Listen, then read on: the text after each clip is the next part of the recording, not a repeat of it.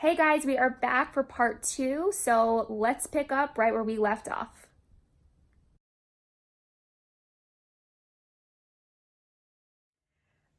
So with writing, it's not the easiest thing. I feel like. So, what was the most challenging aspect of writing a book, or Ugh. writing this book? Challenging. So, yes, of course, there are writer's block. I bet that's what's called, Yeah, writer's first block. I definitely had moments where I was like, I don't know what I'm gonna write today. Like, it was like so intense. And I think I don't know if there was a particular person, probably. I mean, God's probably like, oh my gosh, Aurelia, you're too much, because I would just be like, I don't know, I just can't write today. There's just nothing coming through my brain. So I think yes, naturally that happens, and that was a challenge. But if I can think of the most challenging, I think my fear and my anxiety about sharing it with you and mommy. Okay. And I know the day that I told you guys, I was a mess. I was bawling my eyes out. Mind you, my room was a mess because we just moved in. Yeah, we just moved her into her dorm. And I was like, let me just use this opportunity. We're all enclosed in this little room. No one can escape. No one can leave. Sat in front of the door. I did. Yeah. I sat in front of the door. I was like, no one's gonna leave. If anybody's upset, we're just gonna handle it and deal with it and confront it right now. But I was so nervous about, exposing yourself at all is really scary, and putting things out there like on a really intimate, in a really intimate light is scary, but especially with the people that you love and you care about, and that their opinions and their thoughts matter and are important. And I was just really scared because I talk about them in the book, and they didn't know that I was writing the book. I didn't tell them until it was done, like first draft, like last period was put on the page. Like, I didn't tell them at all. So I was scared that they would be upset with maybe the things that I wrote, especially about our childhood. It wasn't picture perfect. I know many people would never characterize their childhood as picture perfect, but again, we grew up in a very private household. You don't disclose your stuff. You don't put out there private information. So the fact that we're putting this out there, and I say we because this is, your story and it's mommy's story too, it's hard, and I was really scared. But I have to say, again, God is so good because he's really worked in our family a lot. And both of them were extremely supportive when I said it. I was shocked. Like, the fact that you both were just like, this is amazing and you need to speak your truth, and you just do it. And I was like, do you guys have questions? You guys want to know? And neither one had questions. I was shocked. You did? Yes, remember I said my only question is, am I in the book? And You does it did? say, I quote, I have the best sister ever? Oh, That's what I said. there's something similar-ish in there about that. And then there's, of course, something in the beginning that you'll be excited to read. But yeah, and yes, you are the best sister ever, so I'll just put that out there. But yeah, that was probably the most challenging, is putting myself out there and sort of the fears on what other people would think. Okay, so let's go with the positives. I love a good positive. Good positive. So what was the best part about writing your book? The best part about writing my book. The best part about writing my book is the hope and the belief and the faith that this is going to really touch people's lives, and that it's going to be bigger than what I even think that it's going to be, and maybe not even at first, but in time. So I think in those moments where I had those challenges where I'm like, God, I don't even know what to write today, or oh my God, I can't put this out there. My family, they're going to get mad and they're going to disown me, and I don't know what's going to happen, right? Having that perspective and sort of shifting my focus back to, why are you doing this to begin with? Why are you taking this big risk of exposing yourself, exposing your family, exposing, really intimate things? It's because of the people that I know, and I have this belief that this book will help, and will help them feel not alone and encouraged and uplifted. And I think that was my favorite part, is just remembering and having that vision of what this book could really be and how it could really make an impact.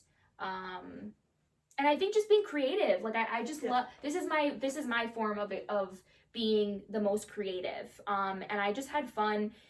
I really like the book because it's very serious, right? I mean, it talks about my life and just, not the great parts, and obviously, being able to overcome this really big struggle. But I put little funny things because I consider myself a funny person. So there's little funny things in there. Sister. Let's just put that there. All right. I feel like in my writing I can be pretty funny, so we'll see. We'll see if you guys can get it. I don't even know. I'm funnier. Okay. Is that the way? No, you don't. I know that was a little twitch. Okay.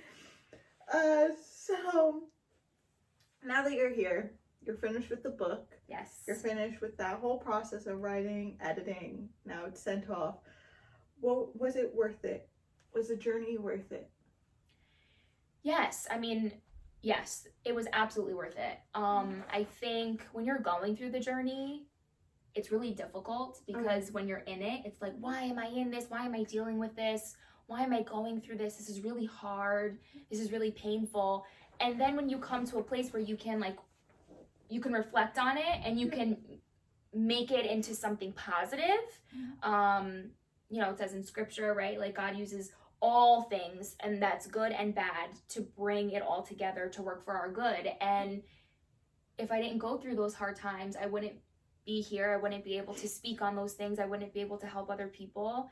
And I wouldn't be able to help myself. There would be no hardship to come out of. There would be nothing to help me grow and evolve. So it absolutely was worth it. And if it could help one person, it absolutely is worth it to me. So yeah. Okay. So now that we've had the conversation in the book, don't look at the questions. I didn't know. So I thought what would be fun to even get to know the author on a little personal is lightning round. Lightning round. The last two questions are going to be a little more thought provoking. Oh. But the first ones are just going to be oars. Okay, quick. So lightning round is basically just like a series of questions, and I have to just first thought that comes to my head. Okay. Ariel, Jasmine. Ariel. Oh, wow. Duh. Text or talk? Ooh, talk. Tongue twister. Invisibility or super strength? Ooh, invisibility. Oh, I do that in a second. Place you want to travel? Ooh, Paris. And your favorite junk food? I mean, the first one obviously comes to my mind is Reese's Peanut Butter Cups. Yeah, I'd stick to that. Anything chocolate, anything peanut butter. Okay. So let's see. Why did you choose invisibility over super strength? Oh my god, this is so bad, guys. But I would just want to see what everyone is doing, or if they're actually. Oh my god, it's so horrible to say. But let's say. I just want to know. I guess I think of two. Okay, Beauty and the Beast. I've always wanted to actually have that mirror when you're show me. I'd be show me, Carissa. And it would actually show me what you're doing and not what you're telling me that you're doing. I feel like I would just be so nosy. I just want to know everybody's business. That's so horrible to say. Thank God that does not exist. That does not exist. But I would just want to I don't know. Just go to random places without being noticed. Go places where people aren't allowed, right? Celebrities, just go into their house. That's horrible. Go into their houses. That's not good. I don't know. Go into Disney and nobody would know what you're doing. Just take things. That's so not good. Stealing is not okay. But knowing things might be okay. So why? Super strength. I mean, why did you choose Ariel over Jasmine? I mean, it's basically my name. Well, so I feel like I do have that connection because it is basically. Yeah, it's basically my name. So everyone who asks me, they're oh, Ariella, the Little Mermaid, and yes, it is the Little Mermaid because Mommy did name me after her, but she wanted a little twist, so she added the LA. Because at that point when the movie came out, everyone was naming their daughter Ariel, but my mom, our mom, I know we do that all the time. Our mom was I don't want to be basic, so she was Ariella. Boom. Yeah.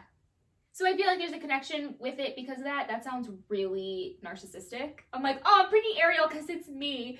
But I feel like the other part of it, I feel like Ariel's voice is so much better. Okay, so basically off of the new remake of, well, not remake, but the live action with Jasmine versus Ariel, I would pick Jasmine. Really? Yes, and I'll tell you why. Because Jasmine is such a like, ugh. Like, because he took out that whole slave Jasmine, they went boink out of with her, and she had her own moment where she was like, I don't need no man, I can do everything by myself, kind of thing. Oh, I need to look into that. Yeah, it's really good. It's good. I don't So know they if it's did a remake for Jasmine, for Aladdin? the live action. I didn't know that. I knew they did it for The Little Mermaid. They're doing it for the Little Oh, Mermaid. because they didn't do it yet. They didn't They finish didn't it. yet. Okay. They just casted, I think, everybody. Okay. Is Melissa McCarthy Ursula? I think so. Sorry, it's gonna be really good. I love Ursula. Ursula is my favorite. Oh, that's another. Oh, that's not there. That's my favorite villain. I love Ursula. Oh my god. Who's your favorite villain? Favorite villain? I mean, Disney villain. I know, but You've never gone like, ooh, I really like. Okay, so Ursula's my favorite. give me the other ones. There's Maleficent, Evil Queen. Oh, I love me a good Evil Queen. Ursula, Doctor. Oh, I forgot his name. The one from Princess and the Frog. Gaston. Who's the one from Beauty and the Beast? Who's Gaston. Oh, Gaston. He's a good one. You would. No, he's just a good one to not like. I like Ursula because she was like, girl, I want your voice and I want to be skinny and I want to be like Fabulous. fabulous. And Like she she did is, it. she's fabulous. Yeah, she is. And her makeup is like, That's what I mean. the Just fact that you can have makeup underwater is amazing to me. okay. So Okay, I so like I- Ursula. So Okay. I'm trying to think. I mean, I would say Maleficent? Mommy always says it wrong, so now I feel like I'm saying it wrong. Maleficent. Maleficent. See, she messed me up. Maleficent. Yeah. Yeah. I would say her, but I don't feel like she's evil in this sense. Like, she has a story. No, she is okay. So the reason why she was evil is because like when the first Sleeping Beauty came out, which was like years ago, no one knew her story. But now that she's developing a story, and you're finding out why. And actually, fun fact: she wanted to take away the curse she put on Sleeping Beauty. If you watch the first, Yeah, that's what it. Maleficent. Yeah, so she's actually, she has a good heart. But she's like, oh, She's misunderstood. King, you want to go with this person? I'm not gonna be mean and call her. You know what? And she was like, fine. You are a mean person. Bye, boo.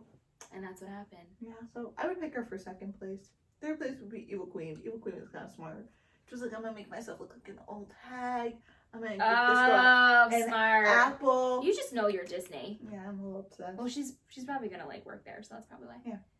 Okay, we have one more. So then, your favorite junk food. If it wasn't candy, what would it be? Oh, I love a good chip. Same. I love a good chip. I would buy 2 bags of chips for myself. I've eaten an entire bag of chips in one sitting. I've almost done that. Oh, well, I've done Favorite it. flavor? Jalapeno. Mine's jalapeno. It's changed. Really? Yes, it's changed. I used to love, growing up, my sister was a salt and vinegar fan. Whatever my sister was, I was. So I love salt and vinegar. Salt But and I vinegar. recently tried me some jalapeno chips and I was like, ooh, this is spicy. This is hurting my tongue, but I like it. Ooh, I had some, what was it? Miss Cape Cod. Vicky's? No, you need to have Cape Cod's, jalapeno. Cheddar? No. Is it? Sweet jalapeno or something like. Oh my goodness. I'll get that Ooh. next time I go shopping. Honestly, I'm pretty plain when it comes to chips. Like, I love a good just plain, but I do love a good barbecue.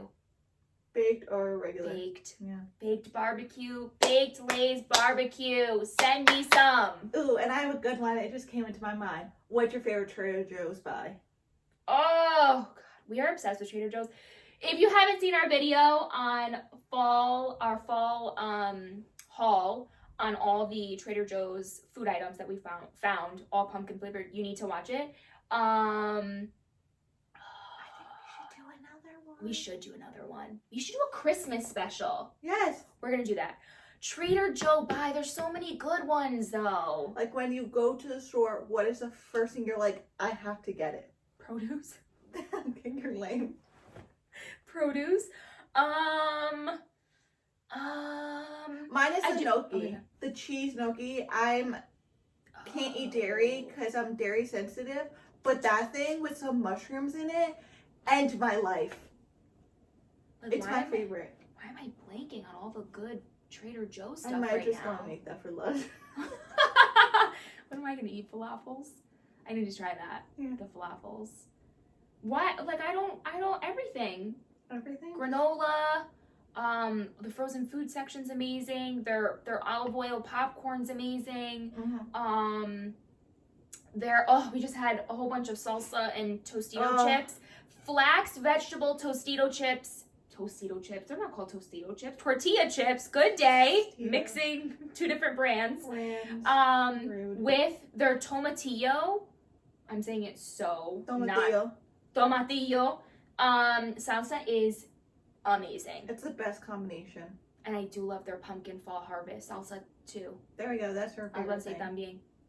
también. I've thrown a little Spanish in there. Let people know that I'm Hispanic. Anyways, so yeah, we're good? Yeah, I think that was fun. that was fun. That was real fun. So I'm excited to do more of these videos and just talk to some people that I know as well and get in there. I'm thinking of doing one with Mom Ooh. and talking about some in-depth, some real emotional stuff. She's gonna be crying, we know. You're gonna need Tissues. But anyways, thank you guys so much for watching, and I hope this helped you get to know me just a little bit more. Oh wait, let's remind the audience of when the book is coming Yes, out. thank you. So the book is due to come out January 2020. I'm hoping that we stay on schedule, but if not, then, definitely as soon as possible.